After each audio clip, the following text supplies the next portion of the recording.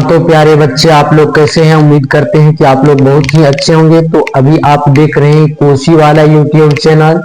तो चलिए, पिछले वीडियो में हमने एक्सरसाइज 14.1 का पूरा प्रश्न देख लिए थे। अब एक्सरसाइज 14.2 की ओर चलते हैं। देखिए, एक्सरसाइज 14.2 में है वस्तुनिष्ठ एवं अति लघु उत्तरीय प्रश्न पहला है। देखिए, पहला प्रश्न में क्या कहता है? टाइप 1 में रिक्त स्थानों को भरे। रिक्त स्थानों को भरे। देखिए, पहला प्रश्न क्या है? समचतुर्भुज के विकर्ण परस्पर डैश पर समद्विभाजित करते हैं। यानी समचतुर्भुज का जो विकर्ण है वह कैसे समद्विभाजित करते हैं। आइए यहाँ एक समचतुर्भुज बनाते हैं और समझते हैं। यहाँ आइए, यहाँ देखिए, एक समचतुर्भुज का पहले क्या करते हैं? निर्माण कर लेते हैं समचतुर्भुज का। ठीक है, तो ये क्या हो गया? एक समचतुर्भुज है। ये क्या है? एक समचतुर्भुज है। समचतुर्भुज किसको कहते हैं? जिसकी सभी भुजाएं क्या हो? आपस में बराबर हो, लेकिन कोई भी कोण क्या हो? 90 डिग्री नहीं हो। ठीक है, तो यहां देखिए, सभी भुजाएं क्या हो? बराबर हो। यानी जितना ए बी भुजा होगा, मान लीजिए 5 सेंटीमीटर ए बी होगा, तो 5 सेंटीमीटर ये भी भुजा हो जाएगा ए सी, और सी डी भी क्या होगा? 5 सेंटीमीटर हो जाएगा, और बी डी भी क्या होगा? 5 सेंटीमीटर हो जाएगा। यदि इनके विकर्ण की बात करें, यहां से क्या करते हैं? एक विकर्ण खींचते हैं। सी से बी पे क्या कर दिए? एक विकर्ण खींच दिए, और दूसरा विकर्ण देखिए ए से डी पे खींचते हैं। ए से डी पर खींच दिए, तो इनका जो विकर्ण है यह परस्पर समद्विभाजित करती है। यहाँ पे क्या होता है? 90 डिग्री का कोण बन जाता है। ठीक है, यानी समकोण पे एक दूसरे को समद्विभाजित कर रही। कहां पे? समकोण पर समद्विभाजित करती है। 90 डिग्री का कोण बनता है। 90 डिग्री के कोण को क्या कहते हैं? समकोण कहते हैं। ठीक है, तो क्या हो जाएगा? समचतुर्भुज के विकर्ण परस्पर डैश पर समद्विभाजित करते हैं, यानी समकोण पर समद्विभाजित करते हैं। तो क्या हो जाएगा? डैश के स्थान पे समकोण हो जाएगा। ठीक है, तो समकोण हो गया। अब समझ गए समकोण पे कैसे समद्विभाजित करते हैं। तो चलिए, अब अगला प्रश्न देखिए। अगला प्रश्न कहता है समचतुर्भुज के विकर्णों का गुणनफल बराबर होता है। देखिए, समचतुर्भुज का क्षेत्रफल बराबर होता है। एक फॉर्मूला होता है समचतुर्भुज का क्षेत्रफल बराबर। हम समचतुर्भुज की क्षेत्रफल की बात कर रहे हैं, तो क्षेत्रफल बराबर हो जाता है 1/2 गुना विकर्णों का गुणनफल। क्या होता है? विकर्णों का गुणनफल। विकर्णों का गुणनफल। विकर्णों का गुणनफल होता है 1/2 गुना विकर्णों का गुणनफल हो जाता है। यहां से देखिए, यहां से यदि विकर्णों का गुणनफल रख लेते हैं और इस 2 को इस साइड भेजेंगे तो क्या होगा? इधर बट्टे में है तो इस साइड आएगा तो क्या होगा? गुना में हो जाएगा, तो क्या हो जाएगा? 2 गुना क्षेत्रफल बराबर 2 गुना क्षेत्रफल बराबर विकर्णों का गुणनफल। क्या होगा? विकर्णों का गुणनफल। विकर्णों का गुणनफल। तो वही पूछ रहा है बाबू, जो समचतुर्भुज के विकर्णों का गुणनफल क्या होगा? तो विकर्णों का गुणनफल क्या हो जाएगा? 2 गुना क्षेत्रफल हो जाएगा। तो क्या लिखेंगे? 2 गुना क्षेत्रफल। 2 गुना क्या हो जाएगा? क्षेत्रफल हो जाएगा। 2 गुना क्षेत्रफल। चलिए, तीसरा देखिए क्या कहता है? समचतुर्भुज का क्षेत्रफल होता है। देखिए, समचतुर्भुज का एक क्षेत्रफल की फॉर्मूला और होता है सूत्र, वह होता है आधार गुना ऊंचाई। क्या हो जाता है? आधार गुना ऊंचाई हो जाता है। आधार गुना ऊंचाई। ऊंचाई को शीर्ष लंब भी बोलते हैं। आधार गुना ऊंचाई या शीर्ष लंब। क्या हो जाएगा? शीर्ष लंब हो जाएगा। ठीक है, आधार गुनी ऊंचाई भी होता है। चलिए, अगला प्रश्न देखिए। कहता है समांतर चतुर्भुज के क्षेत्रफल बराबर डैश गुना शीर्ष लंब। ठीक है, देखिए, समांतर चतुर्भुज की क्षेत्रफल का बात हो रहा है। तो आइए यहाँ पे क्या करते हैं? एक समांतर चतुर्भुज बनाते हैं और फिर समझते हैं। ठीक है, तो आइए सबसे पहले क्या करते हैं? समांतर चतुर्भुज का निर्माण करते हैं। देखिए, यहाँ पे समझिए, यहाँ क्या करते हैं, एक समांतर चतुर्भुज बना लेते हैं। ठीक है, एक क्या करते हैं, समांतर चतुर्भुज बना लेते हैं। ये क्या होगा, एक समांतर चतुर्भुज, या इसका नाम रख लेते हैं ए बी सी और डी। देखिए समांतर चतुर्भुज किसको कहते हैं, जिसके आमने सामने की भुजा क्या हो, बराबर हो। जैसे मान लीजिए ये भुजा क्या है, 10 सेंटीमीटर है, तो इसके सामने की जो भुजा है ये भी क्या होगा, 10 सेंटीमीटर। अर्थात यदि सी डी 10 सेंटीमीटर है तो इसके सामने की भुजा ए भी क्या होगा, 10 सेंटीमीटर होगा। यदि ये भुजा ए सी 5 सेंटीमीटर होगा, 5 सेंटीमीटर, तो इसकी सामने की भुजा बी डी भी क्या होगा, 5 सेंटीमीटर हो जाएगा। तो चलिए इनका क्षेत्रफल की बात हो रहा है, तो देखिए यहां से हम क्या करते हैं, यहां से हम एक विकर्ण डालते हैं, बी से सी पे क्या किए, एक विकर्ण खींच दिए। तो समांतर चतुर्भुज का जो विकर्ण होता है वह समांतर चतुर्भुज को दो बराबर क्षेत्रफल वाले भाग में बांटता है।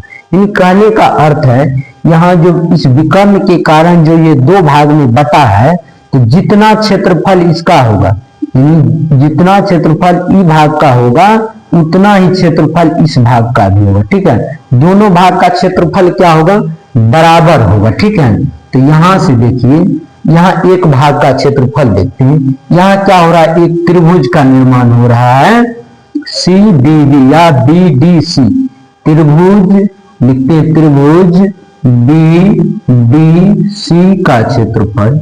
समझिए त्रिभुज बी डी सी का क्षेत्रफल क्या हो जाएगा, त्रिभुज का क्षेत्रफल होता है 1/2 गुना आधार गुना ऊंचाई। यहां समझिए, यहाँ क्या हो जाएगा, 1/2 गुना आधार, और देखिए यहाँ पे क्या होगा, ऊंचाई तो अंदर जाएगा नहीं, ऊंचाई कहां से आएगा, शीर्ष लंब से नीचे लंबवत आएगी, तो यहाँ क्या बन जाएगा, यहाँ ऊंचाई बन जाएगा। ठीक है, इसको h से डिनोट कर लेते हैं। तो त्रिभुज का क्षेत्रफल क्या होगा, 1/2 गुना आधार, यानी इसको आधार को जो है b मान लेते हैं, बेस। ठीक है, तो आधार की जगह आप क्या कर लेते हैं, b लिख लेते हैं। ठीक है, तो b गुना ऊंचाई क्या होगा, h हो जाएगा। देखिए बराबर भाग में बांटता है, तो दो त्रिभुज यहाँ बन रहा है, तो बराबर भागों में यदि बांटता है तो एक का क्षेत्रफल निकल गया, तो इसको क्या करते हैं, 2 से मल्टीप्लाई कर लेते हैं, गुना कर लेते हैं, तो यहाँ क्या हो जाएगा, गुना 2 हो जाएगा। ठीक है, तो यहाँ देखिए 2 से 2 क्या होगा, कट जाएगा, 2 से 2 कट गया, तो अब क्या बच गया, b गुना h, यानी b का अर्थात है आधार बेस, आधार और h का अर्थात है ऊंचाई, हाइट। तो चलिए वही पूछ रहा था, समांतर चतुर्भुज के क्षेत्रफल होगा, तो समांतर चतुर्भुज का क्षेत्रफल क्या हो जाएगा, आधार गुना शीर्ष लंब, शीर्ष लंब को ही ऊंचाई भी कहते, क्या कहते हैं, ऊंचाई कहते हैं। ठीक है, तो यहाँ क्या हो जाएगा, डैश के स्थान पे यहाँ हो जाएगा आधार। ठीक है, आधार। चलिए तो ये प्रश्न समझ गए, अब चलते हैं अगले प्रश्न को देखते हैं। ठीक है, चलिए अगला प्रश्न देखिए क्या कहता है, कहता है किसी चतुर्भुज के एक विकर्ण की लंबाई d सेंटीमीटर है। ठीक है, एक विकर्ण की लंबाई दिया हुआ है d सेंटीमीटर है, और उस पर सम्मुख शीर्षों से डाले गए लंबों की लंबाई x तथा y है। यानी दो सम्मुख शीर्ष लंब डाला गया है और उनकी ऊंचाई दिया हुआ है, एक का x सेंटीमीटर और दूसरे का y सेंटीमीटर। तो कहता है चतुर्भुज का क्षेत्रफल क्या होगा। तो आइए हम यहाँ पर क्या करते हैं, फिगर से समझते हैं। तो जगह नहीं रहने के कारण यहाँ इनको थोड़ा मिटा देते हैं। ठीक है,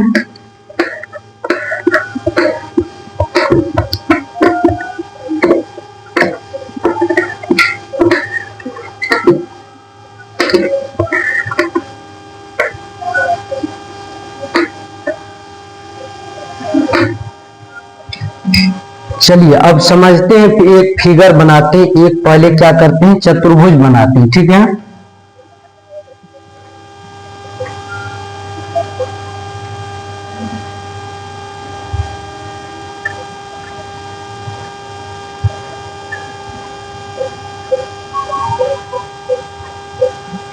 देखिए ये एक चतुर्भुज हो गया, इनका कुछ नाम दे देते हैं ए बी सी और डी, ठीक है।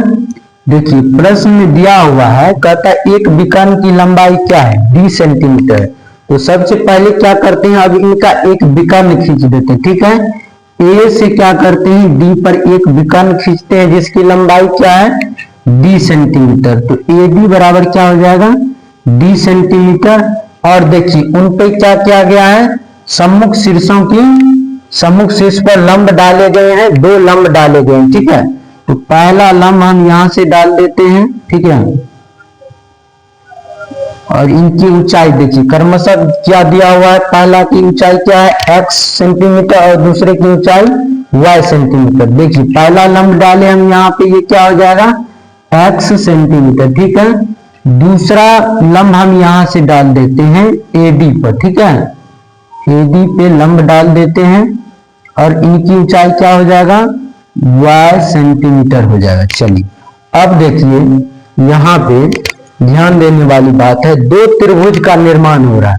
पहला त्रिभुज देखिए ACD, एक त्रिभुज ये हुआ, और दूसरा त्रिभुज क्या है ABD। तो इस पूरे भाग का क्षेत्रफल निकालने के लिए क्या करेंगे, यानी इस त्रिभुज का ACD त्रिभुज का क्षेत्रफल प्लस त्रिभुज ABD का क्षेत्रफल, ठीक है। यानी दोनों त्रिभुज के क्षेत्रफल को क्या करेंगे, जोड़ देंगे, तो इस पूरे भाग का क्षेत्रफल निकल जाएगा। तो यहां से देखिए चतुर्भुज का क्षेत्रफल क्या हो जाएगा, चतुर्भुज का क्षेत्रफल बराबर, चतुर्भुज का क्षेत्रफल बराबर, देखिए फिगर से समझिए क्या हो जाएगा, त्रिभुज ACD का क्षेत्रफल प्लस क्या हो जाएगा, प्लस त्रिभुज ABD का क्षेत्रफल, त्रिभुज ABD का क्षेत्रफल। चलिए अब देखिए यहाँ पे त्रिभुज ACD का क्षेत्रफल क्या हो जाएगा। देखिए त्रिभुज ACD जो है यहाँ पे ये आधार है, ठीक है, और यहां से क्या डाला गया है, लंब डाला गया है, ठीक है। तो त्रिभुज ACD का क्षेत्रफल क्या हो जाएगा, 1/2 गुना आधार इसका क्या हो जाएगा AD, ठीक है, AD। तो AD गुना ऊंचाई इसका क्या हो जाएगा, ये जो लंब डाले हैं यही क्या है, ऊंचाई है। तो ऊंचाई क्या है, x सेंटीमीटर दिया हुआ है, तो क्या हो जाएगा x हो जाएगा। चलिए x, अब प्लस फिर दूसरे त्रिभुज में चलिए 1/2 गुना, देखिए इसका इस त्रिभुज का आधार भी यही है AD, क्योंकि यही से क्या किए हैं, लंब डाले हैं। तो क्या हो जाएगा AD गुना उसका लंब क्या हो जाएगा y सेंटीमीटर, जो लंब है यहाँ से D से यहाँ पे लंब खींचे हैं, इसकी ऊंचाई कितना है y सेंटीमीटर, तो क्या हो जाएगा y हो जाएगा, ठीक है। अब देखिए इनमें, यहाँ देखिए इनमें कुछ कॉमन आने वाली है, ठीक है। तो 1/2 गुना AD क्या करते हैं, हम कॉमन ले लेते हैं, तो ठीक है। तो बच क्या जा रहा है यहाँ पे, यहाँ देखिए इसमें x बच जाता है, x प्लस इसमें क्या बच जाता है, y बच जाता है, ठीक है। तो यही क्या हो जाएगा, AD क्या है, AD क्या है D सेंटीमीटर, यानी विकर्ण है D सेंटीमीटर। तो AD के जगह क्या रख लेंगे, D रख लेंगे, तो क्या हो जाएगा फाइनली 1/2 गुना D into x plus y हो जाएगा। यही क्या हो जाएगा, क्षेत्रफल हो जाएगा।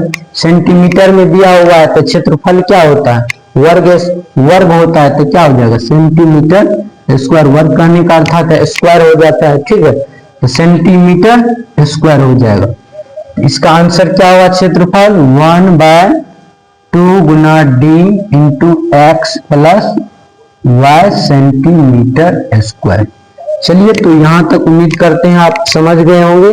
अब जो है अगली प्रश्न जो है हम अगले वीडियो में देखेंगे। यदि वीडियो अच्छा लगा तो वीडियो को लाइक कीजिए और हमारे चैनल को सब्सक्राइब कीजिए। धन्यवाद।